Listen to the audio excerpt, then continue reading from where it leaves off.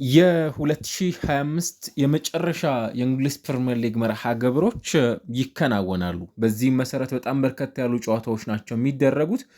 ነገር ግን ማንቸስተር ዩናይትድ ከወልቭስ የሚያደርጉት ጨዋታ ደግሞ በዕለቱ ከሚጠበቁ ምሽት 5 ከሩብ ከሚደረጉ የእንግሊዝ ፕሪሚየር ሊግ ጨዋታዎች ውስጥ አንዱ ነው የሚሆነው በማክሰኞ ምሽት ማለት ነው። ስለዚህ ማንቸስተር ዩናይትድ ከወልቭስ ጋር በሚያደርገው ጨዋታ ላይ ምን አዳዲስ ነገሮች ሊኖሩ ይችላሉ?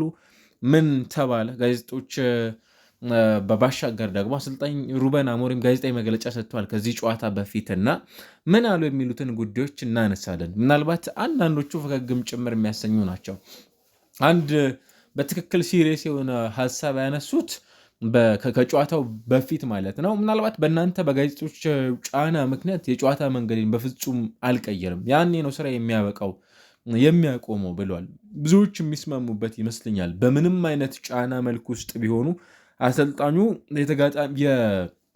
የሚዲያውን ጩኸት ሽሽት በመፍራት ስራቸውን ሊቀይሩ የሚችሉበት የጨዋታ ፎርሜሽናቸውን ሊቀይሩ የሚችሉበት ምክንያት ይኖራቸዋል ተብሎ አይጠበቅም። ምናልባት አሁን ላይ ነገሮች ግን የሚፈልጓቸው ተጫዋቾች በስብስባቸው ባለመኖራቸው ምክንያት ነገሮችን አዳፕት ከማድረግ አንጻር የጨዋታ መንገዳቸውን መቀየር በጣም ተገቢ ሊሆን ይችላል። በዚህ በዩናይትድ በኩል አንድ እየተመለከት ነው የምንገኘው በቅርብ ጊዜ የቡድኑ ጨዋታዎች ላይ ባክፎረን ሲጠቀሙ ይበልጥ በጣም ኮንፈርት ዞን ውስጥ የሚገኝ ማንቸስተር ዩናይትድን የማየት እድል አለ። በዚህ ውስጥ ደግሞ ቡድናቸውም ጭምር ጨዋታዎችን እያሸነፈ እየወጣ እንደሆነ እያስተዋልን እንገኛለን። ስለዚህ አዳፕት የማድረግ እንጂ የጨዋታ መንገድን በተመለከተ የመቀየር አዝማሚያ እንደሌላቸውም ጭምር ይህንን ሲሪየስ ሆነው ተናግሯል። ከዛ ባለፈ ከጉዳት የሚመለሱ ተጫዋቾች የሏቸውም። ብሩኖ ለምሳሌ የቡርኖ ጉዳይን በተመለከተ ያው ፈገግ በሚያሰኝ መልክ መልሰውት ነበረ። ብሩኖ ልምምድ መስራት እፈልጋለሁ ብሏልም ጭምር ሲሉ ነበር ሀሳባቸውን ያጋሩትና ነገር ግን በዚህኛው ወቅት ላይ ቡርኖም ሆኑ ሌሎች ተጫዋቾች በጉዳት በዚህ ሰዓት ላይ ከሰበሰቡ ውጭ የሆኑ ተጫዋቾች በዩናይትድ ቤት ውስጥ ለዚህኛው መርሃ ግብር የሚደርሱ ተጫዋቾች አይደሉም። ይልቁኑ ያሏቸውን ተጫዋቾች የሚጠቀሙበት አማራጭ እንዳለ ነው እንግዲህ አሁን ላይ መረዳት የምንችለው። ምናልባት በዚህ ጨዋታ ላይ በማንቸስተር ዩናይትድ በኩል ምን አዳዲስ ነገር የማየት እድል ሊኖረን ይችላል የሚለውን ከተመለከትን አንዱ የሚሆነው ልክ ባሳለፍነው ሳምንት እንደተመለከት ነው በዩናይትድ በኩል የሚጠበቁ የሜዳ ላይ ጥሩ እንቅስቃሴዎች የማየት ጉዳይ። በዚህ ረገድ የሚነሳው ማን ሊሆን ይችላል? በእንግሊዝ ፕሪሚየር ሊግ እጅግ በጣም የተቸገረውን ወልቨርሃምፕተን ወንደረርስን ነው ማንቸስተር ዩናይትድ የሚገጥመው።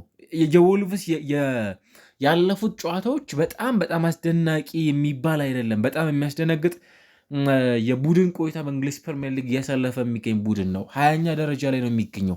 እስካሁን ድረስ በእንግሊዝ ፕሪሚየር ሊግ አንድም ጨዋታ ያላሸነፈ ብቸኛው የፕሪሚየር ሊጉ ቡድን ነው። ብቸኛው ማለት ነው። ብዙ ጎሎች የሚቆጠሩበት ነው። ብዙ ጨዋታዎችን በተከታታይ የሚሸነፍ ነው። ምንም ለማንቸስተር ዩናይትድ የዛን ያህል ፈተና ይሆናል ተብሎ አይጠበቅም። በዚህ ጨዋታ ላይ ዩናይትድ ከባለፈው ጨዋታ በኋላ መልሶ በቋሚነት ይዞት የሚገባው ስታርቲንግ ላይናፕ የመሆን እድል ይኖረዋል። ነገር ግን አንዱ ጥያቄ የሚሆነው ሜሰን ማውንትም ለዚህ ጨዋታ ዝግጁ ስላልሆነ ጆሹዋ ጀርኪዝን በቋሚነት የሚጠቀሙበት እድል ይኖራል ራሱ ሜሰን ማውንት በሚጫወትበት የሜዳ ክፍል ላይ። ከዚያ ባሻገር ግን በአክሰሪዎቻቸው እንደተለመደው ሉክሾ፣ ሄቨን፣ ዮሮን የመጠቀም እድላቸው እጅግ በጣም ሰፊ ነው ተብሎ ይጠበቃል። በእርግጥ አሰልጣኙ አንድ ላይ ያስመለከተ ነው የሚችሉት ነገር ሊኖር ይችላል። ስቲል ልክ እንደባለፈው ሁሉ ሃይደን ሄቨን፣ ሉክሾን እና ሊዛንድሮ ማርቲኔዝን በቋሚነት በመጠቀም ሌኒ ዮሮን ከተጠባባቂ ወንበር እንዲነሳ ማድረግ የሚችሉበት አማራጭ ሊኖራቸው ይችላል። ከዛ ባለፈ ያው የጎል አስቆጣሪ የነበረው ዶርጉ ዳሎት ባሉበት ይቀጥላሉ። እንዲሁም ኡጋርቲንና ካዝሜሮን ደግሞ ከአማካይ የሚያስጀምሯቸው አሊያም በዚህኛው ሳምንትም ድጋሚ የሚያጣምሯቸው ተጫዋቾች የመሆን እድላቸው እጅግ በጣም ሰፊ ነው። ማቲያስ ኩኛ እንዲሁም ደግሞ ቤንያሚን ሸሽኮ ደግሞ ፊት መስመሩን የሚመሩ የማንቸስተር ዩናይትድ ተጫዋቾች ይሆናሉ ማለት ነው። ስለዚህ አሰልጣኙ አንዱ የተጫዋቾች በጉዳት መመለስ አለመቻለን ነው ጠቆም ያደረጉት። ለዚህ ጨዋታ ዝግጁ እንዳልሆኑም ጭምር አጋርቷል። የ2025/26 የውድድር ዓመት የመጨረሻ መርሃ ግብራቸውን ነው እንግዲህ በሁለቱም ክለቦች መካከል የሚከናወነው። ስለዚህ አዲስ ነገር የምናይበት ላይሆን ይችላል፣ ግን ለማንቸስተር ዩናይትድ ይህንን ጨዋታ ማሸነፍ በጣም አስፈላጊ ነው በብዙ መልኩ ከተመለከት ነው። ምክንያቱም እሳቸውም እንዳሉት በጋዜጣዊ መግለጫቸው ላይ ምንም አይነት ምክንያት የሚሰጥበት ጨዋታ አይደለም ይህንን ጨዋታ አለማሸነፍ ሲሉ ነበር መልእክት ሀሳባቸውን ያጋሩት። ከዚህ ባሻገር ዩናይትድ በዚህኛው ጨዋታ ላይ የሚጠበቅበት ሌላኛው ምክንያት የሚሆነው ባክ ቱ ባክ ጨዋታዎችን ከሳምንታት በኋላ ማሸነፍ የሚችልበትንም ጭምር ደግሞ አጋጣሚ የሚፈጥርለትን ሂደት እንመለከታለን በዩናይትድ በኩል ማለት ነው። ስለዚህ ለዩናይትድ ይህ ጨዋታ እንዲሁ በጣም ቀላል የሚባል መርሃ ግብር አይደለም። በእርግጥ በፕሪሚየር ሊጉ ቀላል የሚባሉ ጨዋታዎች እንደሌሉ ይታወቃሉ። ሁሉም ጨዋታዎች ማለት በሚያስችል ደረጃ ከባባዶች ናቸው። ቡድኖች እጅግ በጣም ይፈተናሉ። ምንም አላሸነፈም ብለን የምናነሳለት ራሱ ወልቭስ እንኳን ጨዋታዎችን ሊያሸነፍ የሚችልባቸው አጋጣሚዎች አሉት። የትኛው ሳምንት ላይ ሊያደርግ እንደሚችል እርግጠኞች መሆን ባንችልም ማለት ነው። ስለዚህ ለዩናይትድ ይሄኛው ጨዋታ ከኒውካስል ምናልባት በጣም አግሬሲቭ ከነበረው፣ በጣም አድካሚ ከነበረው፣ በጣም ፈታኝ ከነበረው ጨዋታ በኋላ የሚያደርጉት ሌላ መርሃ ግብር እንደሚሆን የሚጠበቅ ጨዋታን በሁለቱ ቡድኖች በኩል ያከናውናሉ ማለት ነው። በዚህ የውድድር ዘመን ማቲያስ ኩኛ ሌላው በጣም አስደናቂ የሆነ ተጫዋች ሆኖ የተመለከት ነው እንገኛለን። ብዙዎች ያነሱት እንደሚገኙት አሁን በዩናይትድ ቤት ውስጥ የዚህ ተጫዋች ሚና አብዛኞቹ አስደናቂ ቁጥሮችን እያስመዘገቡ ከሚገኙ የፕሪሚየር ሊግ አዳዲስ የዚህ ውድድር ዘመን ፈራሚ ከሆኑ ተጫዋቾች መካከል አንዱ ነው። ከቀድሞ ቡድኑ ጋር ነው እንግዲህ በዚህ ጨዋታ ላይ የሚያከናውነው። ጥሩ ሻይን ማድረግ የሚችልበትን እድል ሊፈጠር የሚችልበት እድል ሊኖሩ ይችላሉ። 62.5 ሚሊዮን ፓውንድ ወጥተውበት ወደ ኦልትራፎርድ ከመጣ በኋላ ያለፉት ቆይታዎቹ መጥፎ የሚባሉ አይደሉም። ነገር ግን በወልቭስ ደግሞ 27 ጎሎችን አስቆጥሮ ነበር በመጨረሻዎቹ 2 የውድድር ዓመታት ቆይታ። ዘንድሮ ደግሞ ይበልጥ በዩናይትድ ቤት ውስጥ ምንም እንኳን በመከላከሉም ጭምር ቡድኑን የሚያግዝ ተጫዋች መሆን ቢችልም በማጥቃቱ ደግሞ ይበልጥ የተሻለ በጣም ኢነርጂቲክ የሆነ ቡድኑን በተሻለ መልኩም ጭምር የሚያግዝ አይነት ተጫዋች ሆኖ እያስተዋል ነው እንገኛለን እና የማቲያስ ኩኛ የእስካሁኖቹ ቆይታዎችን በተመለከተ ብዙዎች ጥሩ ከሚባሉ ዝውውሮችን ከፈጸሙ ክለቦች መካከልም ጭምር የሚያነሱት ተጫዋች ነው። ምናልባት ገና ነው፣ ለሁሉ ነገሮች ቅድመ ግምት መስጠት እጅግ በጣም አስቸጋሪ ነው። ነገር ግን የማቲያስ ኩኛ የእስካሁኖቹ ቆይታዎችን በተመለከተ በጣም በጥሩ መልኩ ልናነሳው የሚገባ ተጫዋች ነው። ሙከራዎቹ፣ ኳሶችን ሳጥኖች ውስጥ የሚነካበት መንገድ፣ የጎል ተሳትፎዎቹ በጣም ፐርፌክት ናቸው። ምናልባት በቀጣይ በሩበን አሞሪም ቡድን ውስጥ በጣም ጥሩ ጊዜን የማሳለፍ እድል ካላቸው ተጫዋቾች መካከል የመሆን እድሉ በጣም ሰፊ ነው። ከሩበን አሞሪም ሲስተም ጋር ግን በተገናኘ አንዱ ያነሱት የሚገኙት የብሪያን የአማድና የነስር ማዝሪያ ያለመኖር እንዲሁም ደግሞ የብሩኖ ፈርናንዴሽ ተጫዋቾቻቸውን በጉዳት ምክንያት በማጣታቸው ምክንያት የሚጫወቱበትን መንገድ ይበልጥ ለስለስ የማለት ነገር እያስተዋልንባቸው እንገኛለን። ከዚህ ቀደም በነበራቸው በጣም ዶግማቲክ በማይቀየር የጨዋታ ስታይል ውስጥ እየቀጠሉ የሚገኙት አሰልጣኝ አሁን በዛ መልኩ የተመለከትናቸው አይደሉም። ይበልጥ ፍሌክሰብል የመሆን በእርግጥ ይህንን ለማድረግ እሳቸውን ብለዋል። በውድድር ዓመቱ ለምሳሌ ባለፈው ውድድር ዓመት ወደ ማንቸስተር ስመጣ እንዲህ አይነት ቡድን አልነበረንም ብለዋል። አሁን ባለው ሁኔታ ግን ተጫዋቾች ምን ማድረግ እንደሚፈልጉ አሰልጣኙ በልምምድ ወቅት ላይም ሆነ በጨዋታ ላይ ከተጫዋቾቻቸው ምን እንደሚፈልጉም ጭምር ጠንቅቀው የሚያውቁ ተጫዋቾች መኖራቸውና ካለፈው ውድድር ዓመት የተሻለ ጊዜን ለማሳለፋቸው ምክንያት የሆነው ተጫዋቾች ምን እንደሚፈልጉ አሰልጣኙ ምን አይነት የጨዋታ መንገድን መከተል እንደሚፈልጉም ጭምር በደንብ የተረዱ ተጫዋቾች መያዛቸውን ጠቁሟል። ከዚህኛው ባሻገር የሚጠበቀው የሩበን አሞሪም ቆይታ ምናልባት ይሄኛው ምሽት በጣም በብዙ መልኩ የሚጠበቅ የመሆን እድሉ በጣም ሰፊ ነው። ቅድም እንዳልነው ነው የጨዋታው ሚዛን ምንም እንኳን የተጋጣሚያቸው በጣም ደካማ የሚባል ፐርፎርማንስ ላይ የሚገኝ ቡድን ይሁን እንጂ ይሄኛው ጨዋታ ለዩናይትድ ደግሞ በጣም አስፈላጊ ነው። ቅድም እንዳነሳ ነው ከኒውካስል ጨዋታ በኋላ ሊያሸነፉት የሚገባ የጨዋታ መርሃ ገበር የመሆን እድሉ በጣም ሰፊ ነው። በትልቁም ሊነሳ የሚገባ ጨዋታ ማንቸስተር ዩናይትድ ይህንን ጨዋታ ማሸነፍ ግዴታው የሆነ አይነት መርሃ ገበርን በሁለቱ ቡድኖች በኩል የሚያከናውኑት አይነትን ጨዋታ እናያለን ማለት ነው።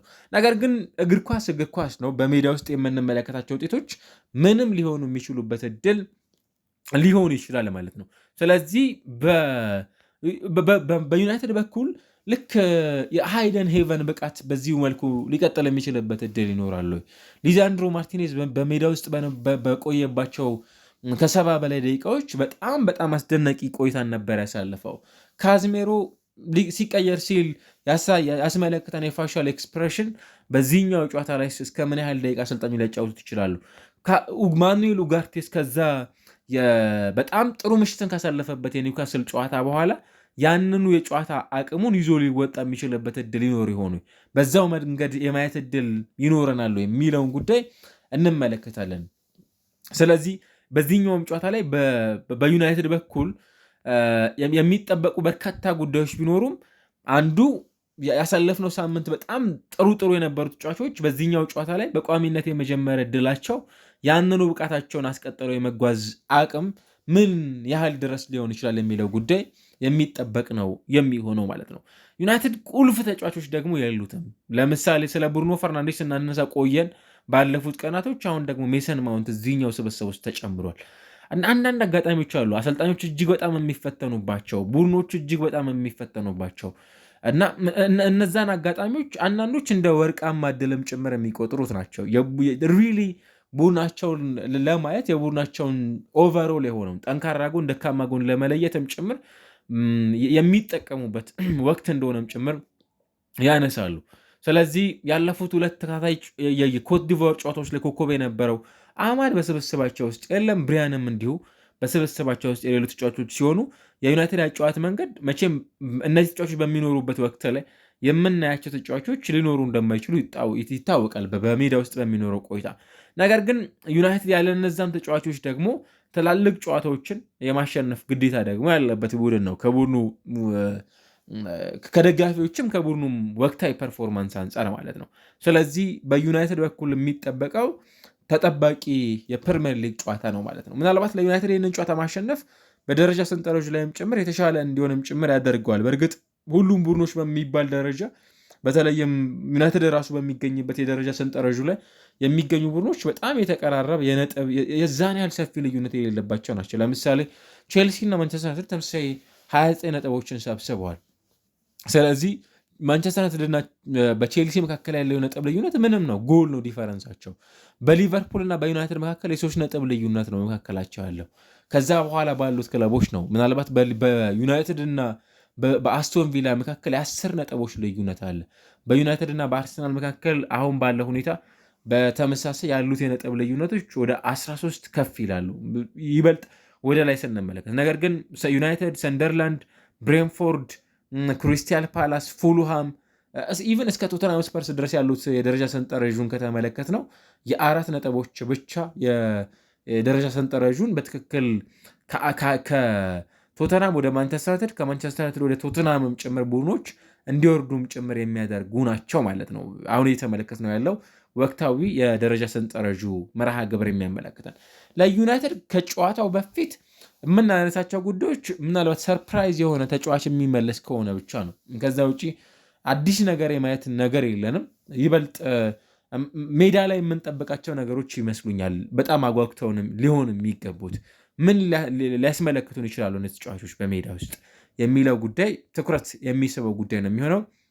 ከዛ ባለፈ ግን በዩናይትድ በኩል የኛው ጨዋታ በጣም በሩበን አሞሪም በኩል ከሚጠበቁ የጨዋታ መርሃ ግብሮች ውስጥ አንዱ ነው ማለት ነው ብለውታል። ኤክስኪውዝ የሚሰጥበት ምክንያት የሚሰጥበት ጨዋታ አይደለም፣ እንዲያሸነፉ የሚጠበቁበት በግዴታም ጭምር የሚጠበቁበት ጨዋታ ነው።